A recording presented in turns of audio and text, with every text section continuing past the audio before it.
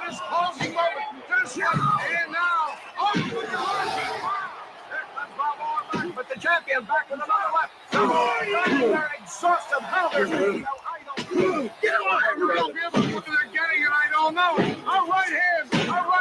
It's free. Now it's Balboa. It's free. Now a tremendous left by Stevie. They're standing dead in the center of the ring, toe to toe. We don't know why the champion is fighting Balboa.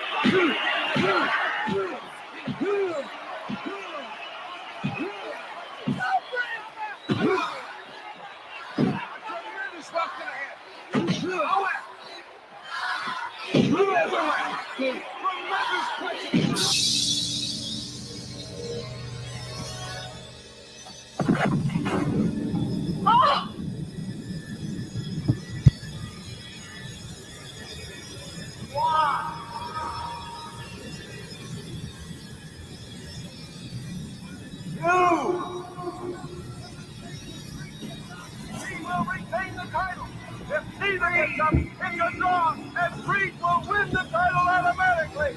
The count is still going. Get up, get on your feet! Now Balboa reaches for another. And Creed gets it. Can't get up.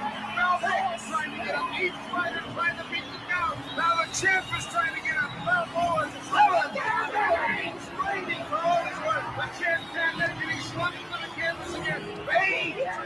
He's struggling.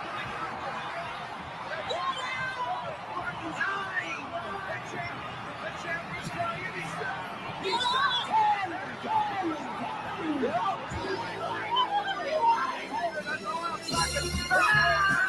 he made it. Rocky Balboa has shocked the world. He is the new heavyweight champion of the world.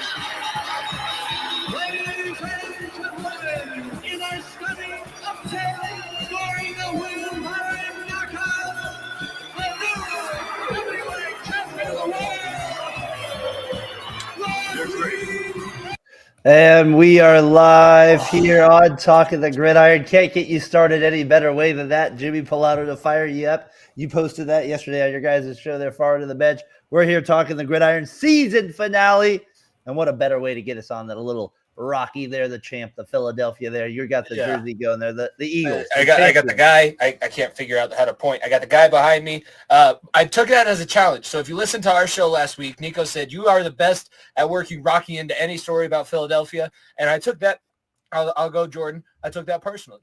So as I was sitting there, I was like, yeah, this makes a lot of sense. They lost last time, but everybody was talking to the Chiefs. They were thinking they were Apollo. They wanted to prove it. They wanted it again. They wanted to go to the back alley. They did. Couldn't go to the back alley. They couldn't handle it. Why are you fighting the fight? Just stay away from them.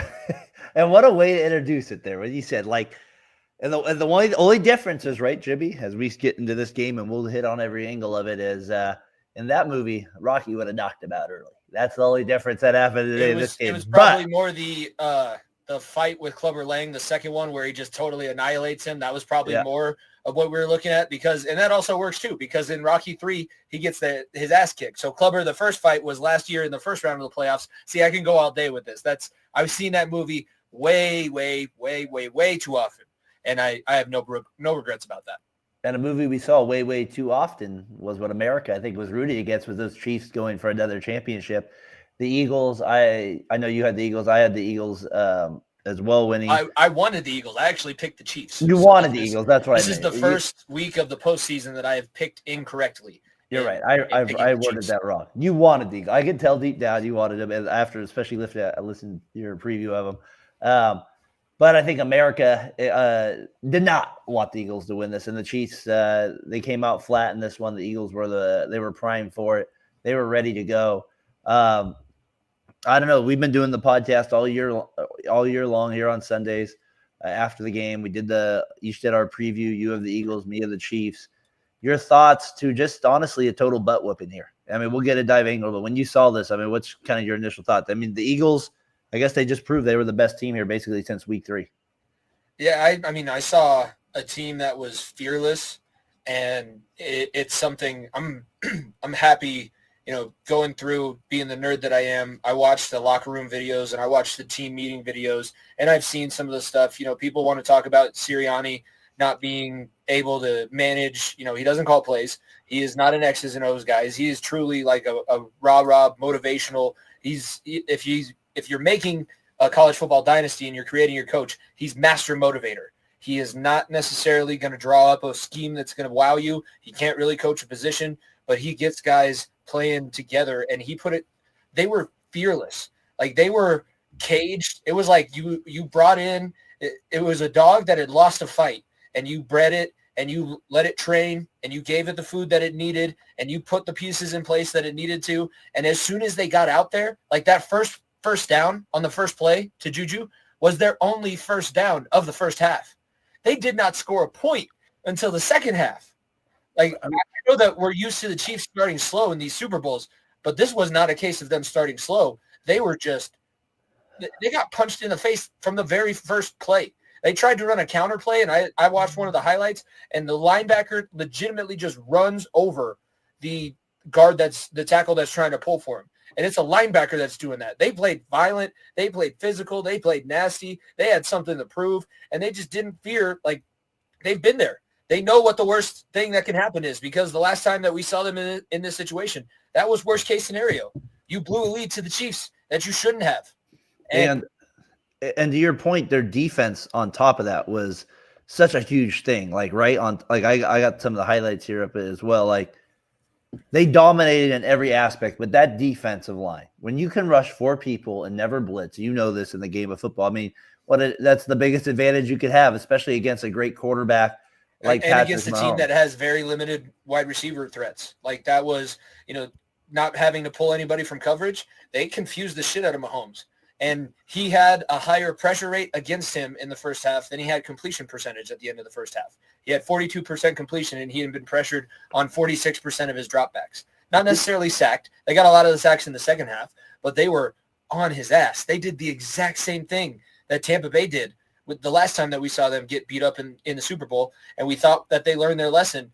But, I mean, I've been trying to have this conversation because the reason why we had separate preview shows and didn't do one together is because I had to go out to our regional tournament. I've been trying to talk with the wrestlers about this. Like, when you fear losing and when you have the pressure on you, like, I don't know if you noticed it, but my dad pointed it out right as Mahomes ran out of the tunnel. The weight of the world was on his shoulders. This was not fun. This was not like, oh, cool, we get a chance at history. This is like, well, if we don't get this done, we are just going to be seen as, because everybody's already been talking about how bad we are, and it was kind of just proven. Like, they were good enough to beat the teams that they always beat in the AFC, but they were pressured. They felt it. They did not stand up to it very well. It was shocking to see, but they haven't lost in that situation in 2 years. They didn't know what they struggled with. That's the issue with losing. You get to the point, David beat Goliath because Goliath didn't know his strengths. And It wasn't David and Goliath. The Eagles were a much better team, and that's what was proven through this. But you didn't know where you were weak, and God damn, your offensive line, they're really weak. Well, really weak. Was it Tony that he's been a good guard in the past, but you move somebody like that, and that doesn't always translate to left tackle.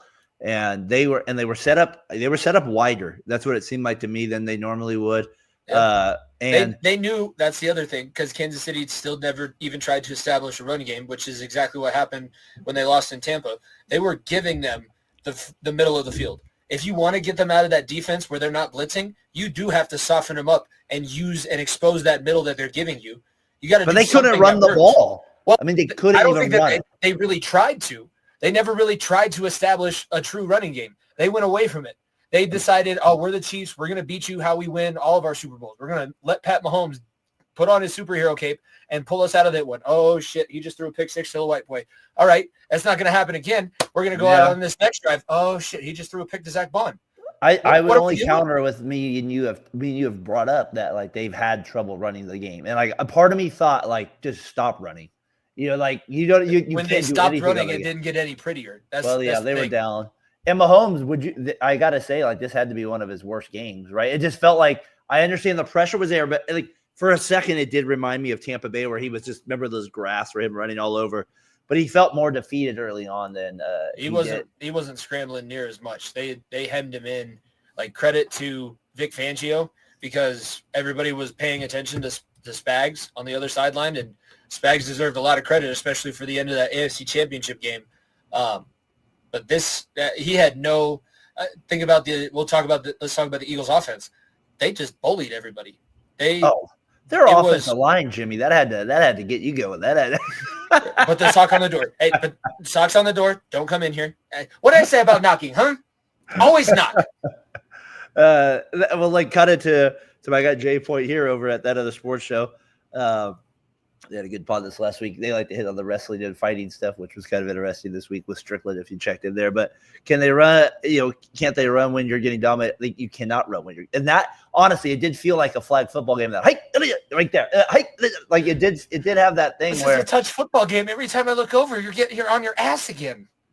Did you think the same thing? I think it was 17-0, right? And then I had this moment like, all right, well, the Chiefs have a chance in terms of this. They get the ball at halftime. After halftime, if they get a field goal or a touchdown, they get that kind of boomerang effect.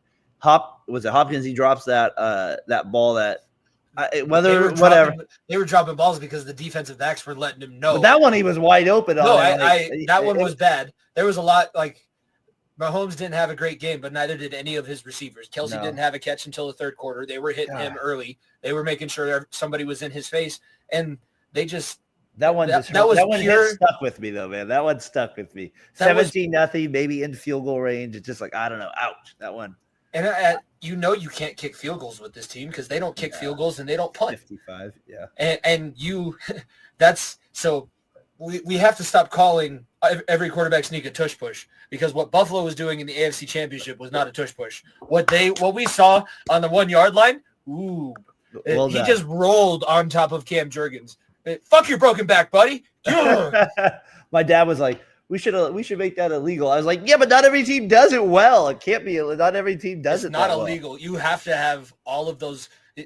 You have Mekhi Becton, who is 6'6", 360. He used to be a guard. He's not good enough to play, or he used to be a tackle. He's now playing guard. He's an all-pro guard. Wasn't a good tackle. You have Cam Jurgens, who is the meanest guy playing center. You have Landon Dickerson at left guard, who is 6'3", 330. And you got a quarterback that squats 700 pounds and a running back behind him that squats 650. You're getting it. Not a bad advantage. You brought up a good point of how they score. They get the tush push. Before that, I remember my brother. He's like, "Oh, here we go again with the Chiefs." They get I was livid after that first play, and then also on he's down at the one. Bullshit. They get a few of those. They can't keep getting away with this. And then what was it? Shout out white quarterbacks. People said today. I felt this felt like the game changer. 3rd and 16. The exciting whites. Rolling out. Looking, firing, intercepted. Picked off by give that guy a chance to return it. That's their punt returner. Dejeen. That was 70% of Iowa's offense when he was in college. Oh man, that felt like the game changer. I mean, as much as I was like, even before that, where I said, okay, the Chiefs have a chance to get a touchdown here at the end. They get the ball back. This just felt different after that one. You gave them all the momentum. Like that was, if they were going to be weak in one area, their quarterbacks are more talented, but that was where they were young. Quinyon Mitchell's a rookie. Cooper DeJean's a rookie. Blankenship's a young player. Like the only guy that you have back there with any veteran leadership experience is Slay. And I believe they brought Gardner Johnson back. But you gave them the momentum, and they were lights out. Like, you have to establish dominance. You have to make a rookie question himself in those big moments. I think back to when the Bengals were playing against the Rams, they challenged Cam Taylor-Britt right away in his rookie year. Like, make them experience the bright lights. No, instead, you give that guy the highlight of his life. That's what he's been dreaming about doing in the Super Bowl, and all of us can walk with our chest puffed out a little bit more and our chins held up high, because that was insane. Yeah. And to this play where he gets the pick there, it kind of showed to Mahomes feeling a little rattled more than we've seen him before. And I feel like, there was these rankings going on where out here in the Bay Area, right, he gets the 4th ring that ties him with Montana. A lot of the Brady angles were starting Montana to take didn't lose any of these games, right? Or throw any interceptions, but and I remember a few clutch comebacks even when his team was losing. Like, he never let his team get down by more than 7 points. So I guess on that note, before we get back to the Eagles, like KC does fail to win their 3rd straight. Who deserves the most blame for an awful performance? Is it strictly as the offensive line? Is that simple? I mean, they were so flat everywhere on that pick six. Yeah, Cooper DeJean has great return skills. You saw all the last 2 years of not having an offseason and playing all of these games. Like I said, this was their 60th game because you play like 22 every year that you go to the Super Bowl. Those guys were tired. Like they had no fight left to give. They were not ready for the fight that Philly was bringing to them. Like that was more. It was almost along the lines, instead of Rocky beating Apollo, it was almost along the lines of Drago killing Apollo. Like this is supposed to be an exhibition. Don't they know? we're trying to go for history, right? This is what's going to happen. They brought out the belt.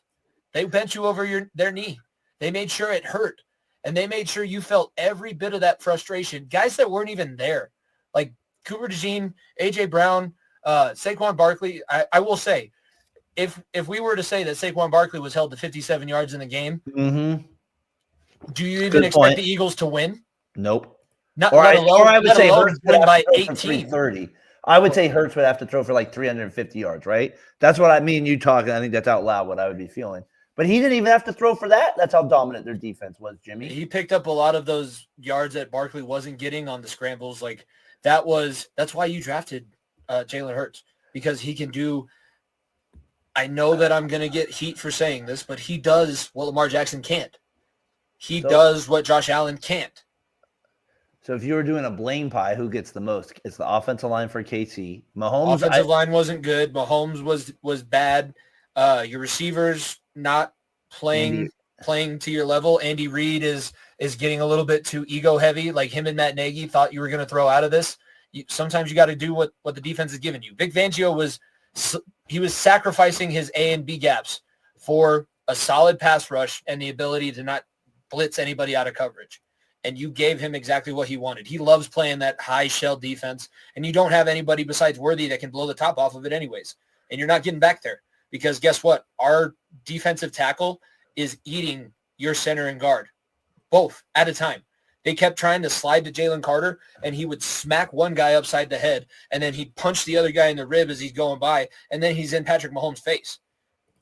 6 sacks, Jimmy. That's what they ended up with. That's pretty good performance from a defensive line. I know that was one of the best memes that came out of it. If Patrick Mahomes had Progressive instead of State Farm, he would be protected from mayhem like this. And then there was a very, I wasn't as impressed as we'll get into the commercials here later, but there was a few. By the way, you're from California. Is it Cosmic Karma that the guys sponsored by State Farm, who's the ones that dropped all those homeowner insurance policies before the fires, they got their asses handed to them? Is that not Cosmic Karma? That is definitely the definition of Cosmic Karma there. The other thing too with the Chiefs, before I kind of move to the Eagles here fully, is, what do they have to do? Like we said, we kind of look at them having to get back to the top here after just a crushing. It was kind of funny to me too because they're down. What was it, 40-6? I'm like, my sister's like they might come back. I was like, they're not coming back. Let's get that straight. 40-6, no way. But I guarantee they're going to try to at least get a couple touchdowns to make this. You don't want to go in the books 40-6 or 50-6. I know, but if they landed on the worst number of all time. They got a couple automatic plays though, as you were saying, and they're to finish it out. They landed on the worst number of all time because 22. And everybody that wants to troll them will also love to troll Taylor Swift. So now that's the Kansas City Chiefs theme song for the next 365 days. I don't know about you. I'm feeling 22. That's why I'm wearing the Eagles jersey, by the way. I wore this to teach him. I love Jason Kelsey, so I justify it. He's retired. Shout out the offensive line. He's the GOAT of my position in my generation. And, yeah, the offensive line deserved a shout-out. But I wore this one specifically to troll all those Patrick Mahomes bandwagon nut riders that I have in my class. There's a lot that go over. I had this play up, but this was they were up down 17-0 second half. This interception. Zach, go on. And Jimmy, that kind of plays to the point where it did feel like as much as what do they need and going into the next offseason as well. That was a terrible decision. This might be the worst game I can remember him playing in a long time. Like that Raiders randomly Christmas Day game, he wasn't great either. But this one, maybe it was the offensive line. It just felt like no real hope for a while here in this game. Like it was the first time Mahomes felt like a real person a little bit. Did you get that same vibe watching this at all? I mean, I credit to the Eagles defensive line, but if we're just focusing on the Chiefs, it's kind of like, wow, Mahomes looks human there for a little bit here. It was there the entire time. It's just really weird that, I don't think that anybody really expected the Texans to be able to do what they needed to consistently, and they gave it away with penalties. And we wanted to talk about that. There was no rig. It was not biased towards the Chiefs.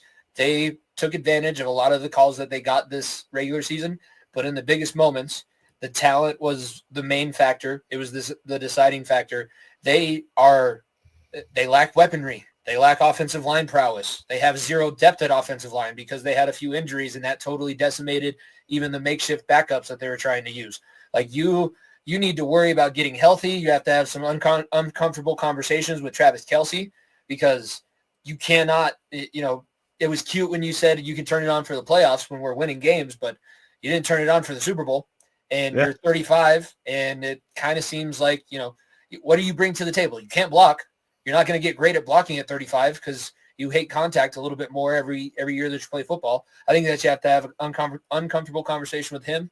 Patrick Mahomes, you're going to have to take a step back, and we're going to have to reevaluate this thing. You're going to have to learn how to win. That was the key to Brady's success, is that whenever his dynasty fell off a little bit, whenever we were talking about other teams in the Super Bowl besides the Patriots, he would take a step back. He would get whatever weapons he needed. He would play the game style that he needed to play. It wasn't always him throwing for 500 yards. A lot of those years, he was able to turn around, hand the ball off to Cedric Benson, and they could take care of business that way. I think that running game was the biggest thing they need. I mean, you can't – their running game was – Pacheco's not a number one. You got exposed. The team that won had a dynamic running back. If you can have a dynamic running back, it takes a lot of pressure off of a lot of other people. Your receivers play better. Your quarterback plays better. Your offensive line is able to get more comfortable because a guy is able to break one. Hey, maybe I missed my block. That's great. I have Saquon Barkley back there. He's going to run through 3 tackles anyways, and he needed a little bit of contact to warm himself up.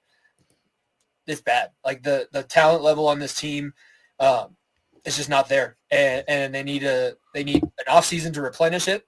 I think that they don't need to blow it up entirely, but there's some older guys that are going to need to be reevaluated and possibly not asked to come back. On the other end, Jimmy, I heard that some people say this is maybe one of the best teams in the last 15 years is Eagles team.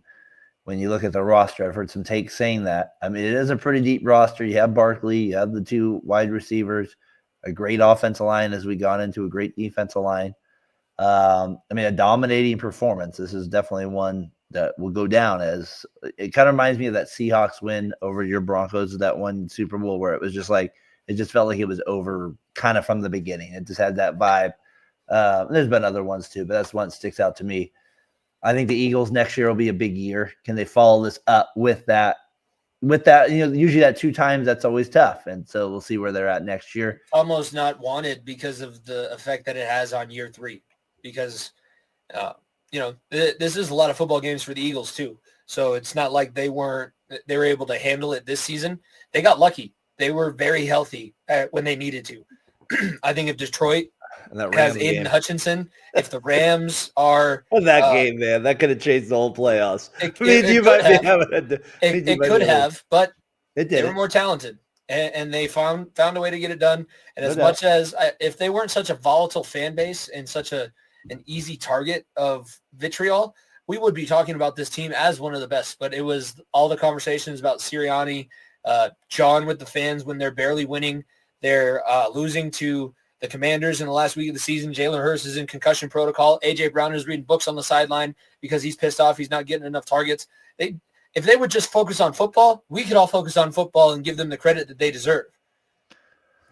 Yeah, that's fair. And I think to your point there with Sirianni, I wanted to mention him a little bit too, is because me and you had talked about him quite a bit during the season, especially when they when they were 3-2 and stuff like that early on. We're it could be on the hot seat here. They don't pick it up. Obviously, they went 50 in a row or 60 in a row, whatever that was, to finish the season. So did just fine. Who was the Rams coach there before McVay was on the pregame before, very highly hyping up Mr. Sirianni as well as this. But obviously he's been to 2 Super Bowls in 3 years. They won it this year against the 2-time champs. Fangio obviously is a great defensive coordinator. Not a bad guy to have by your side there at this end. I feel like this definitely gives Sirianni some rope, a little bit of rope there in Philadelphia. So just like Peterson not got, a ton, right? not No, a ton. Peterson got a season after, and if they don't follow it up, if Jalen Hurts turns back to what we saw early in the season or when he's coming back off of his injuries, then the conversations will be right there again. That's the thing about Philadelphia. They're destroying their city. It's a celebration, but it's weird. They're destroying the city. They knocked down 87 telephone poles. It's almost like I'm nervous to ask what you would do if you won. What would you do if you lost? What would you do if you lost? That's scary. I don't understand. That's funny. And I love Sirianni at the celebration, the little party that they had. He's up on the stage and they're playing Bobby Brown. Everybody's talking all this stuff, and he's just up there. He's vibing. He feels like he picked up a different card after winning that Super Bowl. Big Dom walking him out there at the end, where he had everybody. The big old molly oak hanging from his neck, like, that's my Dago. That's what I want to see. How impressed were you with Hurts? It was on the 2 times that he's played in the Super Bowl, he's had outstanding games. No real big mistakes. He had the 1 interception, but it didn't really cost him in the long run, and he knew. I think that one was like a acknowledgement to the defense, not necessarily that you want to put him right back out on the field, but like I feel like you guys will pick me up after this one. You want to hit him a little bit more, don't you? Here's another possession for you, and I'll score on the next one. I'll make up for it. Don't worry. I think that ended up actually being the drive where Vaughn got the interception, and he threw a touchdown pass to A.J. Brown on one of the next ensuing plays.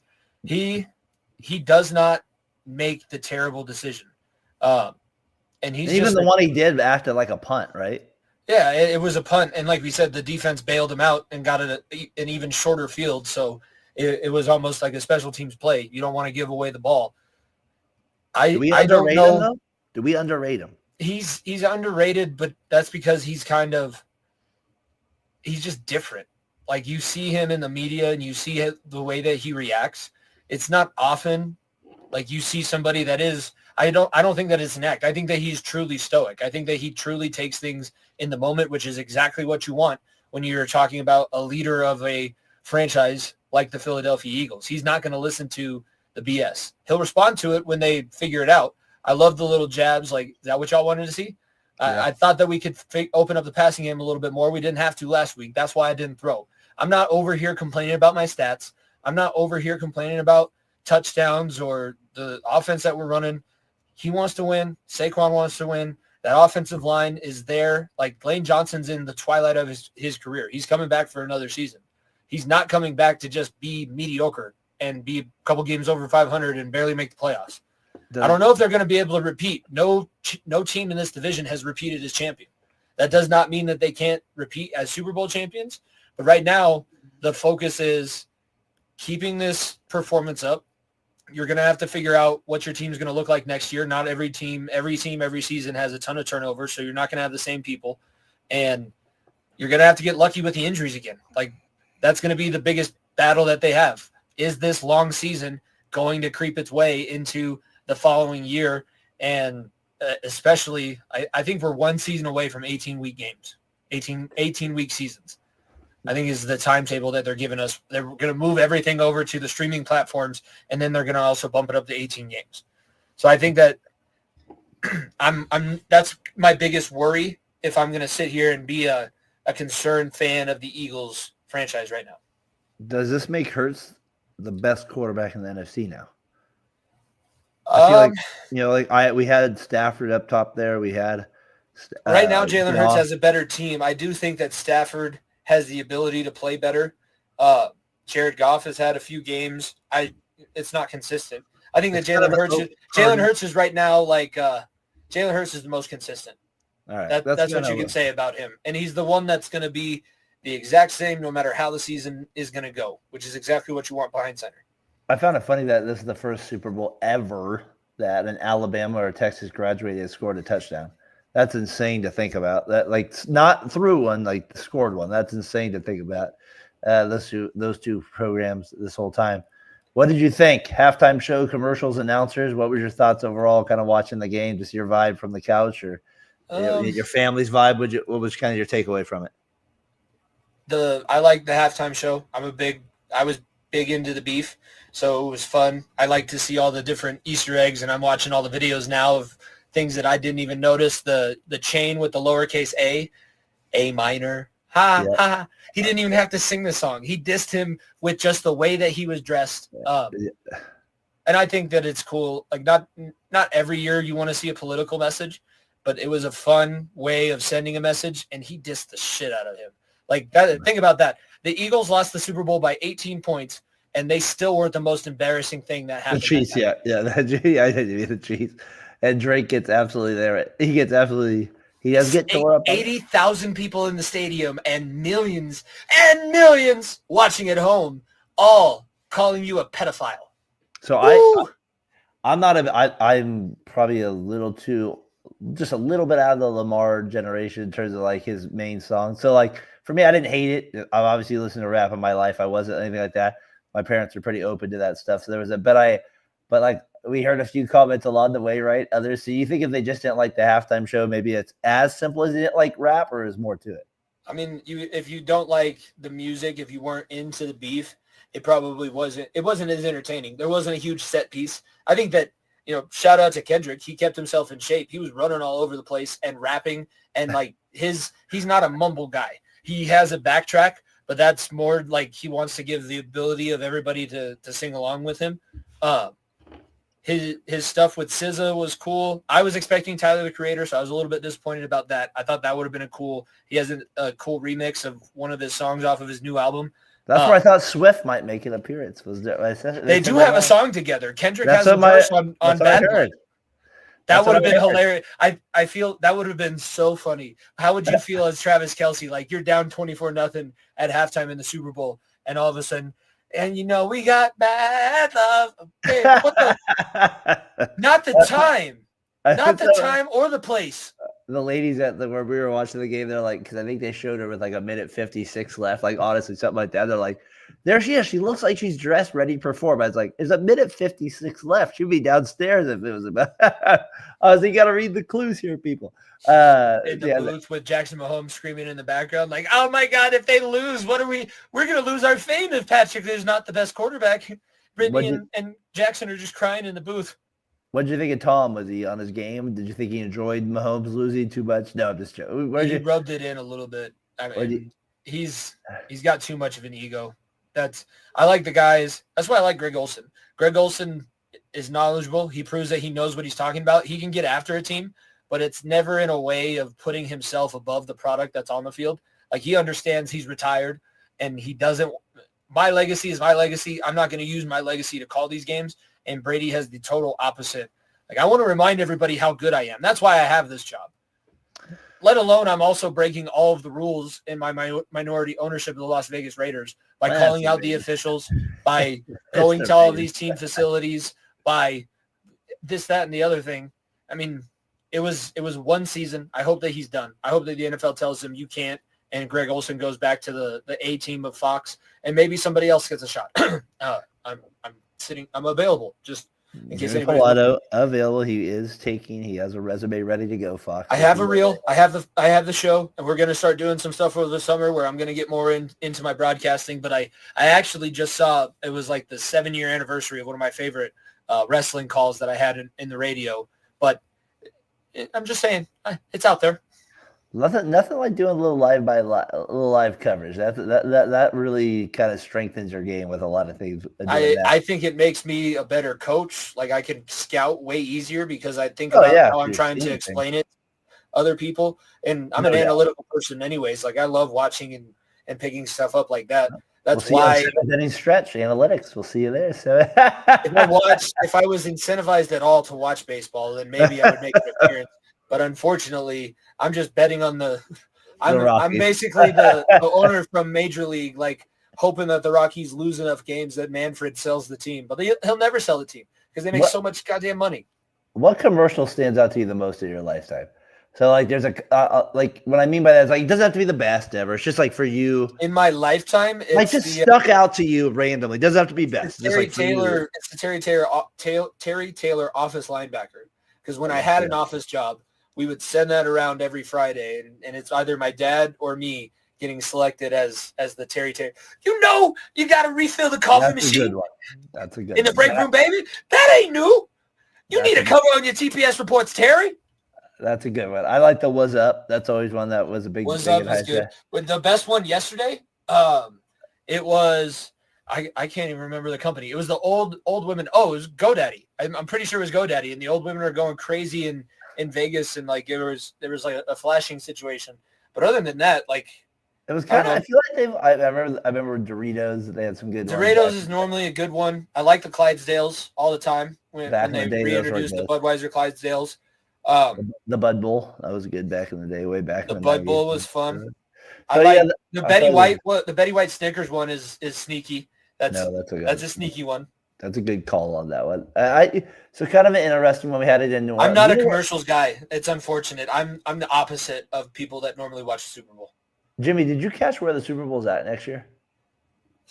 I was curious. I know that 62 because one of my Broncos fans in class today was like, "Oh, the Broncos will win Super Bowl 62 because it's back where they won the last one." So that one's in Santa Clara, but I'm not sure where next year is. All right, so yeah, February 8th, 2026. So that's next year is in Santa Clara. So next year, next year is back in San Francisco. Well, not San Francisco. An hour and a half away from Levis Stadium. It's going back to Mayo Land. That's still one of my favorite Clemson quotes ever after they won the championship. I don't know where we're at in San Francisco or where we're at in the Bay Area, but we just won the national championship. It's still one of Debo's favorite, like one of my favorite. I'm really enjoying Candlestick Park. Nope. Somebody wake John Madden up out of his grave. It's not Candlestick Park anymore. Jimmy, I feel like we've had a good run here on Talking the Gridiron this year. Let's finish it up here as we end the season. What's your winners and losers of the Super Bowl? You go first. You pick what we're going. We're going winners or losers first here. Winners, white guys. The white guys. White quarterbacks got. Don't you want some white quarterback? What was that? Machine is not a safety. We got one that will play it. Yeah. So it makes the perfect sense. He gets the return. Birthday touchdown, by the way. It was his birthday yesterday. That was definitely. I think that's a winner for sure. I think that's no doubt a winner of the week there. I think the Eagles' offensive line, they just absolutely massacred, but no doubt. And they literally, you could have given the MVP to the Eagles' defense.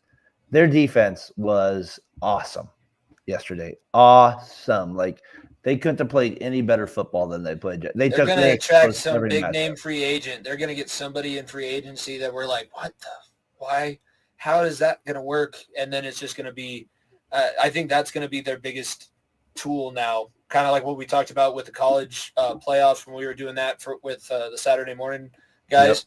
But you use this exposure. Like Nick Sirianni, you can come in, you can be you. He's all about letting your personality go. You just got to be willing to do what's good for the team. So I think that we could say the Eagles culture, with as much as it was attacked this season, the Eagles culture was strong, a lot stronger than every other team that was left in these playoffs. I think you could look at every other team, including the Kansas City Chiefs, and you could see the exact moment that their will was broken. And the Eagles did not have that in them. Whether it was a close game against the Rams in the snow, whether they were putting 55 up in the NFC Championship and then putting a 40 burger out in the Super Bowl, like they were not scared. They were not to be messed with, and they were out to send a message. They didn't want to just win. They wanted to hurt people. And that's what they did. I think that's honestly, that's a good point, making him winner of the week, Sirianni, too, because I think he took a lot of heat during the season, like you said. And the one thing that the Eagles did that we've always said about the Chiefs is a close game here. This is, they put their, like you said as a coach, right? Foot, throat down. Like that. Put it down. And that's what they did. No play, kill. They killed yesterday. That's literally what they did. They went for the final kill and they got the job done. Who's your loser of the week for this one? I'm not going to take the easy bait. We talked enough about them, but the Chiefs' offensive line is just in a category of its own. I think a guy that I brought up, Travis Kelce. Like I think this was if it was going to be the way that he wanted to go out, but maybe that's just the Kelsey way. When you lose your last Super Bowl, you realize he retires. He wasn't as good as what he wanted to be. You could tell that he wanted to do more, but he doesn't have that physical ability left. And it's no slight to him. When you turn certain ages, that is the one consistent thing. Father Time is undefeated against every single person that has stepped in the octagon, that has stepped on the NFL gridiron, played an MLB baseball game, hockey, basketball, you name it. When you get to a certain point, your body can't do what you want it to do anymore. Your mind is all there. And I know that he has the magical voodoo with Patrick Mahomes, but that voodoo was null and void yesterday. That's to beat the Raiders. That's that voodoo. They don't have it against the good team. It'd be interesting. There's a lot of money for him to be made outside of football. Obviously, he has. I don't think Taylor's going to allow him to retire, though. Did you see Taylor's made $1 billion for herself? She got booed pretty heavily. I heard last week. She was not ready. She did not know what was going to happen, and she also didn't realize that her songs were entirely banned on radio stations in Pennsylvania this last week. Can I go loser of the week? And this feels good. This feels good, Mr. Mahomes. I don't care. You get loser of the week this week. Loser for Andy Reid? You know what? It just feels better to say Mahomes. So I'm going to say it. We could, Jimmy, they went 16-1. We couldn't say it at all this year. He was awesome. Last year he had I think the whole time I've been doing the show with you, he's had 3 bad games. He really, he's never the reason they lose. And I'm not saying he was everything, but that was definitely by far, outside of a few games I've seen, the worst game he has ever played. He was way off. He looked rattled, and you don't see that sometimes from him. He just always seems a little composed. He still made great plays, like that run. He went for 20 yards. He got called back. He made some, you know what I mean? He still does his stuff, but he just looked like he was oh, crap. Yeah, we don't have an answer for this team. And that's what he played like yesterday, it felt like. And he made some bad throws. He made some really bad throws. We'll say this. Shout out Nick Saban. We're going to use the one that he kept dropping on College Game Day. The Eagles' defensive line ran through the Chiefs' offensive line like shit through a tin horn. Saban was actually pretty good this year. He opened up a lot sitting next to McAfee. I think McAfee it was the contact high that he was getting from McAfee. He's like, can I say shit on TV? I like the Shane Gillis part with him. That was great. With him, that was the best part of the whole season. Shane Gillis is a mastermind. That was the comedy that way. He's good. He's one of my favorites. Right? With it, that was good. I didn't get fully smacked with it, but it nicked me a little bit. It got me. It got me a little bit with it. Final thoughts, my friend. NFL season here. We wrap it up. Me and you wrapping up at year 3 here. We'll see what next year brings. I know me and you have at least committed to the draft, so we'll do that together here. We'll kind of see what next season means. You got a big year ahead of you with far end of the bench here. I'm going to keep it up with Fat Boy in 7th inning, and hopefully you can join us here. Maybe we'll do that teaching stuff again as the year goes on. But final thoughts, sir, on what we had as a long 2024 season. What's your thoughts on it here? Well, I'm glad that I'm not super into the mock drafts. I'll look more at things when the draft gets closer, and we will have a draft show on this channel. But I think I'm excited to get some time back on Sundays. My brother's getting married in May, so I got my sister in August. There we go. It's going to be fun. I've committed myself. I'm going to be going to the Grizzly Rose because I'm not that far from the historic Grizzly Rose venue. On Sundays, they do a line dancing class, and then I'm going to pick it up. I'm going to be the line dancing king at my brother's wedding. I have plenty of videos. I have one. I have surprising rhythm. I don't know if you know that about me, Daren, but I can move my feet as an offensive lineman. I can shuffle, right? I can move, and I'm surprisingly on beat. I have a video of dancing to Dancing Queen, and I'm doing the 70s disco in perfect unison. The only you got to post that. I'll get it. I'll get there. That'll be the first. It'll be a whole series. I'm going to post the periods of me getting better and better at this line dancing thing, but it'll be fun. I'll invite my girlfriend out. We'll drink some cheap beer, dance on the dance floor, listen to good country music. That's my favorite thing. Wrestling season is going to be winding down. So this weekend is our state tournament. We qualified 7 total, 2 boys, 5 girls. It is Carter Lawson, 106, Jacob Ness, 120. For the girls, McKenna Coe, 105. Shaylin Roselle is a freshman, and she qualified at 110. Zarette Silva Lopez was last year a 5th placer at state. She qualified again. and Annalie Carlson and Mimi Mendoza. So we have 7 going to the state tournament. Once that is over, I am back in like regular life mode. I've been coaching since July. Football, right into wrestling all the way through. We'll still have two days a week, but I'll get a little bit more time back. So that's what I'm looking forward to. Not that I don't enjoy all of the people that enjoy us talking, you know what, every week. And I'm very glad that we have this and 3 years of a show. It takes a lot. It's not something that happens all that often. So I'm excited. I'm glad that I have this outlet, and hopefully people enjoyed us. If you miss us, which I'm sure you will, you can check all the stuff out on Variety Sports Network, and then you can also listen to our weekly shows. And yes, I am going to start Sunday Scaries again, because I don't know if you saw, I had one of the best interactions with a student. He got me good. It was after the Royal Rumble. So do you know who won the Royal Rumble? I don't want to spoil it for you if you don't. Yeah. So Jay Uso, damn it. I didn't want to do that on purpose. That was not me dissing Jay. Jay Uso beats John Cena, but the kid comes out, and he was a guy that I had last year, and he was big into wrestling. He goes, oh, I'm kind of upset about what happened Saturday. It's like, yeah, I know, John Cena. You wanted him to win too? He's like, yeah, that's cool. I'm Gen Z, the old end. This is the young end of Gen Z. John Cena's both of our goats. We're both really broken up about this. So I turned to say something else, and he gets me. He goes, yeet. And he starts walking away a little bit further to where he's making eye contact with me, and he says it so nobody else can hear him, but he just goes, yeet, again, and then walks away. I was like, I can't see me. See me after Elimination Chamber, okay?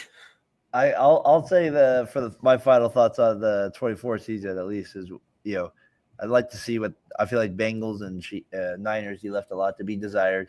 So let's see what those teams bring to the table. Oh yeah, football. That's what we're talking about. Football. No, but on that note as well, I do feel like those are some things I'm thinking of with it. Obviously the Chiefs. My biggest question that going into next year is, will the dynasty, how does that affect them? Obviously, the more you win in the NFL, the harder it gets. And you made a really good point earlier in the show about how Tom Brady adjusted. And you're not saying, oh, Mahomes doesn't adjust. No. There's levels to this when you're a great quarterback. It's not adjusting like your Derek Carrs or your Sam. This is adjusting at an all-time level to be able to win and get paid and figure it out on the way. So I kind of like your point with that. And then obviously our final thoughts on doing the show with it, like I said, I look forward to doing the live thing on the NFL thing next year. We'll see what next year brings with us. But it's been a good 3-year little ride, Jimmy, us doing NFL with it every week. I mean, I want to thank a lot of our guests, though, before we get out of here. I want to thank Terrell for jumping on during the season. He did it a lot. Terrell's one of our best. I love how the excitement, the love, the passion, Jimmy, right? There is that part of it, right? He got a lot of shit. We weren't even arguing, and he got in a lot of arguments online on our behalf. So, yeah, I love Terrell. Terrell, you early text messaging or early X messages. We love that as well. Brian Johnson coming on the show quite a bit this year, at least half the time as well. Tyler jumping on one time as well. We had Nico on, and we had Rev on. Rev's always a good time as well. So I appreciate everybody that was able to jump on Talking the Gridiron this year. I know it makes it easier for me and Jimmy. We got other people talking in. Aaron on the comments. A lot of other people that chimed in along the way. Appreciate your guys' comments. I was telling the guys at Fat Boy, like Brian's like, oh, look, it goes so fast. I go, well, try to do a podcast every Sunday night and then tell me the season doesn't go. I'm not saying that me and you don't enjoy it, but you do feel the grind, and it is a long season. And I just want to shout you out, my friend. Whatever leads for us in the future. I met you guys obviously about 2.5 years ago, maybe 3. Whatever it is, I appreciate you and Nico. I appreciate your guys' energy, and it's been an honor to do this podcast with you. We joined the network for like-minded individuals, and that's what we found. And all the new shows that we have, sports don't stop. So, yes, this show ends, but Fast Break with the NBA was live while we were going live. 7th Inning will still be talking. I mean, you guys have been doing shows deep into the baseball offseason, so it's not like that's going anywhere. 5-hole for NHL, and obviously with basketball now taking center stage, we're going to have some March Madness content coming from VSN. So if you don't subscribe already, hit the subscribe button, notification bell, like the videos, follow everybody on X, follow everybody's individual pages too. Be really generous. This is the time of year. It's Valentine's Day. Put out good in the universe. Maybe you'll get a Valentine back. Show the love, people. Come on, show the love here with it. Make sure you get to far end of the bench. You guys had a good show this last week previewing the Super Bowl with it, and love the gifts you had. Thank you for our introduction video. If you missed it, Rocky out there, check out the first 2 minutes of the show there with it. Jimmy put that together as well. So, Jimmy Pilato, appreciate you, man. Look forward to our draft. We'll kind of, when that comes, I always like our live show that we've done with that the last couple of years. So, I look forward to kind of getting with you. It's good to have a couple months off too, though. Eagles, congratulations on the championship. Chiefs, it is what it is, buddy. All right. For Jimmy Pilato, far to the bench, I'm Daren, Fatboy Fadeaway Sports, Variety Sports Network, Talkin the Gridiron. We'll see you next year. Peace.